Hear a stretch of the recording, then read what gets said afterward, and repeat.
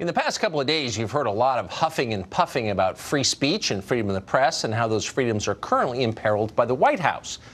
And to be clear, we are for free speech, unfettered, absolute free speech, the kind of speech guaranteed by the First Amendment and ratified consistently by the Supreme Court. We've defended that kind of free speech almost every night here for the past 2 years. Many others, mostly on the left, have attacked speech. So we know who's for free speech and who's against it, and we cannot help but notice that some of free speech's greatest enemies are now posing as its defenders all of a sudden. Take CNN, for example. It was CNN that almost single-handedly led the campaign to have broadcaster Alex Jones banished from the internet on the grounds that they didn't like what Jones had to say. Ultimately, CNN succeeded in doing that. The network convinced every major tech platform to ban Jones and his outlet, InfoWars. You don't have to like Alex Jones to see that as a terrifying loss for free speech, because it was exactly that. But CNN was not done trying to silence its critics. Last year, the cable network threatened an anonymous Reddit user for creating an anti-CNN meme. CNN threatened to expose his identity and ruin his life if it ever was criticized by him again.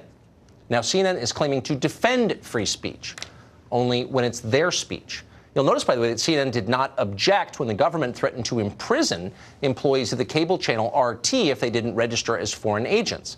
Yes, RT is owned by a foreign government. So is the BBC. Until last year, much of the New York Times was owned by a foreign national. This is true of other news organizations, none of which has ever registered as a foreign agent. But because RT is owned by Russia, which the left believes got Donald Trump elected, it is fine with CNN if they are bullied and silenced. So call CNN what you will, but don't pretend they are defenders of the First Amendment. They are not. Victor Davis Hanson is a fellow at the Hoover Institution and a close watcher of all this. He joins us tonight. So I just want to be clear, we're always for free speech, especially speech that's offensive, even by obnoxious White House correspondents. But to see a channel that has lobbied against the right of others to say what they think is true to all of a sudden emerge as this defender of the First Amendment is nauseating. Yeah, I think when people saw the suit, they asked themselves, was there anything in the past that Jim Acosta had said negatively that got him kicked out? And the answer was no. Is there anybody, MSNBC, do they get kicked out? The answer is no. Do other CNN reporters get kicked out? No, they have passes. So it was a particular type of behavior. And I mean, if you're arguing a case before the Supreme Court, you can't go in there and take pictures or interrupt the justice. They'll kick you out. And if you do it another time, they'll say, we don't want you pleading a case before the Supreme Court. Jim Acosta can't go in there barefooted and say, I want to express myself. There are certain protocols and norms of behavior, and he's violated them.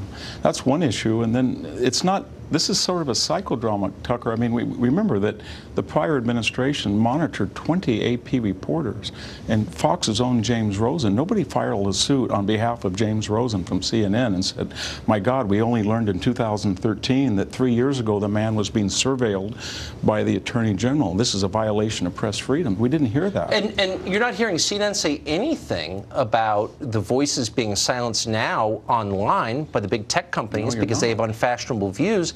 Can you, as a philosophical matter, support free speech in some cases but not in others? No, I don't think you can. And then we get to another, if we want to talk about ethics and the protocols of the White House, CNN, 93% of their coverage, according to Shorenstein, is biased. And Trump had no problem with that. He has no problem when a CNN host, Kathy Griffin, holds a decapitated facsimile of his head. They have no problem when Anderson Cooper uses obscenity, or Reza Aslan says he's a piece of crap, or people that are guests and panelists say that he's a Russian asset or agent, or they invoke the Holocaust for comparison, or people say that he's radicalized more people than ISIS, remember that? And they have these stories they keep running, you know, that Scaramucci is involved with a Russian hedge fund, false, that Trump knew in advance of the Russian meeting, that Donald Trump Jr. had access to the WikiLeaks. I remember when CNN was just explaining to us, as a matter of fact, that James Comey, within a matter of hours, was going to go into a congressional testimony and swear that Donald Trump had mischaracterized their private meeting about whether he was subject to process. Wait, this doesn't make sense, though, because it was all false. CNN has argued that others should lose their voice, should be silenced because they're, quote, conspiracy theorists. But you're listing conspiracy theories that they have promulgated on their air. Yeah, and they're also arguing that their type of behavior should not be subject to public scrutiny. Only Donald Trump's good. Protocol, manners, politeness. And that's what Trump's argument is. It's not the content, it's not the prejudice, it's not the unprofessionalism in the past. It's this particular time you went over the edge and you disrupted, you were rude, you took over an optional press conference. There's nothing in the Constitution that says he has to have a press conference.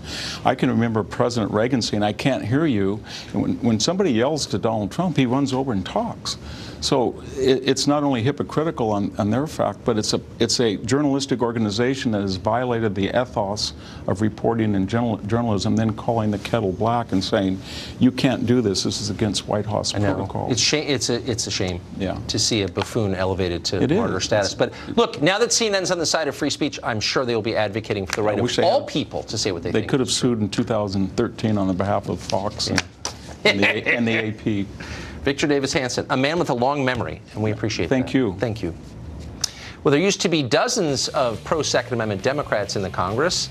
There aren't anymore. Now the party is increasingly calling for disarming the public. Does the public want that?